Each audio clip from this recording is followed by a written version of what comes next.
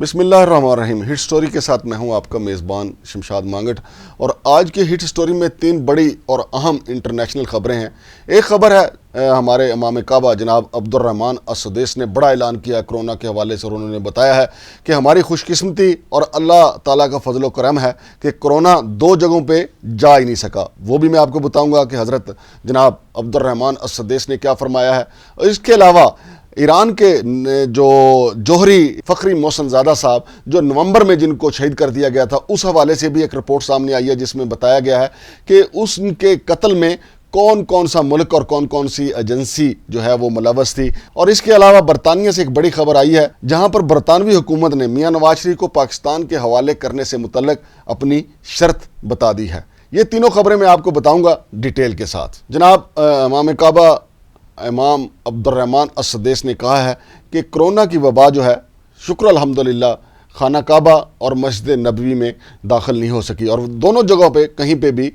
اس کے جراثیم نہیں پائے گئے۔ البتہ انہوں نے عوام سے اپیل کی ہے اور عمرہ زائرین سے بھی اپیل کی ہے کہ سعودی عرب نے اس حوالے سے جو SOP متعارف کرائی ہیں اور جو اقدامات کیے ہیں ان پہ سختی سے عمل درآمد کیا جائے۔ یہ تمام مسلمانوں کے لیے ایک بڑی خبر ہے، اور یہ اللہ تعالیٰ کا معجزہ بھی ہے کہ کرونا کی وبا جس نے پوری دنیا کو ہلا کے رکھ دیا، لیکن کعبۃ اللہ اور مسجد نبوی میں جہاں حضور پاک صلی اللہ علیہ وسلم کا روضہ مبارک ہے، وہاں پہ یہ جراثیم داخل نہیں ہو سکے۔ یہ ہمارے لیے قابل فخر بھی ہے اور باعث برکت بھی ہے کہ ہمارے مقدس مقامات میں یہ جراثیم نہیں پائے گئے۔ اور جناب امام عبد الرحمن السدیس کا یہ اعلان پوری دنیا کے مسلمانوں کے لیے ایک بڑی خوشخبری ہے۔ اور دوسری بڑی خبر جو ہے وہ ایران کے جوہری سائنسدان جو ہیں محسن فخری زادہ کے قتل کے حوالے سے ہے۔ جیوش کرونیکل کی رپورٹ میں انکشاف ہوا ہے کہ ایرانی سائنسدان محسن فخری زادہ کے قتل میں ایران کی مسلح افواج کے ایک افسر سمیت اسرائیلی خفیہ ایجنسی موساد کے 20 ایجنٹ ملوث تھے۔ غیر ملکی خبر رساں ادارے الجزیرہ نے ایک برطانوی اخبار کی رپورٹ کے حوالے سے لکھا ہے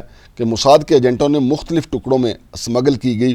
1 ٹون گن کے ذریعے محسن فخری زادہ کو قتل کیا۔ اسرائیلی اور ایرانی شہریوں پر مشتمل موساد کے تقریباً 20 ایجنٹوں نے تقریباً 8 ماہ تک محسن فخری زادہ کی نگرانی کی، اور اس کے بعد یہ حملہ کیا گیا۔ ایران کے وزیر برائے انٹیلیجنس نے سرکاری ٹی وی سے گفتگو کرتے ہوئے کہا تھا کہ ایران کی مسلح افواج کا ایک ملازم اس قتل میں ملوث تھا۔ محسن فخری زادہ گزشتہ سال نومبر کے مہینے میں ایک حملے میں مارے گئے تھے، جبکہ فخری زادہ کے قتل کے بعد ان پر حملے کا الزام اسرائیل پر لگایا گیا تھا، جو کہ اب سچ ثابت ہو چکا ہے۔ اسرائیلی حکومت کے ترجمان کی طرف سے جیوش کرونیکل کی رپورٹ پر تبصرہ کرنے سے انکار کر دیا گیا ہے۔ اور اب خبر ہے سابق وزیر اعظم میاں نواز شریف کے حوالے سے، جہاں پر برطانوی حکومت نے انہیں پاکستان کے حوالے کرنے سے متعلق اپنی شرط سے آگاہ کر دیا ہے۔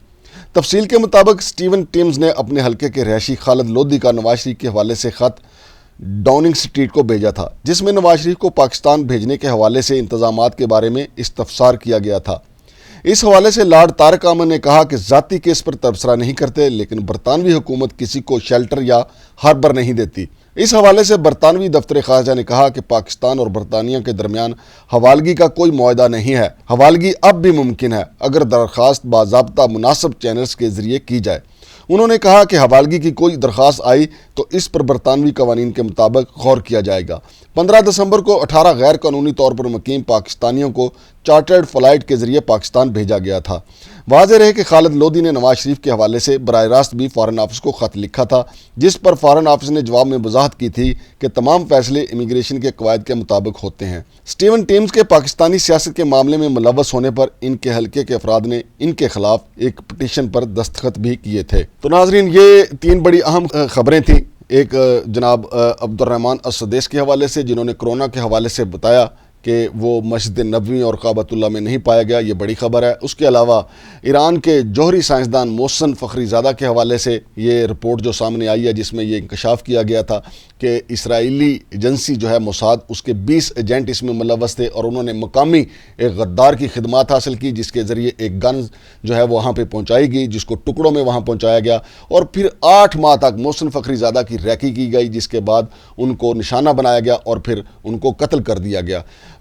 اگرچہ ایران کی طرف سے اس کے اوپر شدید رد عمل آیا تھا، لیکن انہوں نے تحمل کا مظاہرہ کرتے ہوئے اس رپورٹ کا انتظار کیا۔ اب رپورٹ آنے کے بعد آپ کو پتہ ہے کہ ایران کی طرف سے ہمیشہ جو ہے وہ اپنا حساب چکایا جاتا ہے۔ اور گزشتہ برس ہی ایران کے قاسم سلیمانی کا بہیمانہ قتل ہوا تھا، جنہیں ایک میزائل حملے کے ذریعے شہید کر دیا گیا تھا، لیکن اس کا بھی شدید رد عمل ایران کی طرف سے آیا تھا۔ اور یہ گزشتہ برس دو بڑے واقعات تھے جو ایران کے خلاف ہوئے، لیکن ایران نے اس پہ تحمل کا مظاہرہ کیا اور ساتھ یہ بھی پوری دنیا کو متنبہ کیا کہ ایران موقع ملتے ہی اپنا حساب برابر کر دے گا۔ چونکہ میاں نواز شریف کی سیاست بھی اب انٹرنیشنل سیاست ہے، وہ مسلسل برطانیہ میں مقیم ہے، اور وہاں پہ اکثر آپ نے دیکھا ہوگا جو پاکستانی مقیم ہیں ان کا پیچھا بھی کرتے ہیں، ان کے خلاف نعرے بازی بھی کرتے ہیں، لیکن ان کی وہاں پہ سرگرمیوں کا اثر پاکستان میں ضرور پڑتا ہے۔ گزشتہ روز بھی مولانا فضل الرحمان اور جناب میاں نواز شریف کے درمیان پاکستانی سیاست کے حوالے سے گفتگو ہوئی، وہاں پہ انہوں نے اپنے لانگ مارچ کے ساتھ ساتھ سینٹ الیکشن کے حوالے سے بھی بات چیت کی ہے، لیکن ساتھ ساتھ پاکستان کی طرف سے اکثر و بیشتر یہ دباؤ ڈالا جاتا ہے کہ میاں نواز شریف واپس آئیں، اور پھر وزیر اعظم جناب عمران خان کی طرف سے تو یہاں تک کہا گیا تھا کہ وہ نواز شریف کو واپس لانے کے لیے بورس جانسن سے بھی بات کریں گے جو برطانوی وزیر اعظم ہیں، لیکن انہوں نے وہاں پہ بات تو نہیں کی۔ البتہ یہ ایک طے شدہ معاملہ ہے کہ برطانوی قانون جو ہے وہ اس حوالے میں بہت پیچیدہ ہے کہ اگر وہاں پہ کوئی شہری موجود ہو تو اس کو اتنی آسانی سے نہیں لایا جا سکتا، جیسا کہ آپ نے دیکھا ہوگا کہ الطاف حسین کے معاملے میں بھی پاکستان الطاف حسین کو پاکستان تو نہیں لا سکا، البتہ اس کی تقریروں پہ پابندی لگا دی گئی۔ اسی طرح میاں نواز شریف اگرچہ ہمارے قومی اداروں کے خلاف بولتے رہتے ہیں، اور ابھی تک پاکستان جو ہے میاں نواز شریف کو وطن واپس لانے میں کامیاب نہیں ہو سکا ہے، اور یہ ثابت بھی ہو چکا ہے کہ ان کا پلیٹلیس کا ڈرامہ ایک ڈرامہ تھا، کوئی بیماری نہیں تھی، اور وہ یہاں سے ہی صحت یاب گئے تھے، اور وہاں پہ اترتے ان کی صحت دن بدن بہتر ہوتی گئی، اور اب تو وہاں پہ وہ ماشاءاللہ واک بھی کرتے ہیں اور اپنے روٹین کے مطابق اچھے کھانے بھی کھاتے ہیں۔ لیکن اب ان کی وہاں پہ بیٹھ کے جو سیاست ہے وہ پاکستان کی سیاست کو گرمائے رکھتی ہے، اور یہاں کی سیاست میں بھونچال برپا ہوا رہتا ہے۔ اور جب میاں نواز شریف لندن میں بیٹھ کے کوئی تحریک پیدا کرتے ہیں، کوئی چال چلتے ہیں، تو یہاں پہ پھر ہمارے جو حکومت ہے ان کو غصہ آتا ہے، پھر وہ دوبارہ جو ہیں وہ اس کے اوپر پیچ و تاب کھاتے ہوئے وزیر داخلہ شیخ رشید احمد یا وزیر اعظم عمران خان یا فواد چودھری کی طرف سے ایک بیان آ جاتا ہے کہ نواز شریف کو کسی صورت برطانیہ میں نہیں رہنے دیا جائے گا۔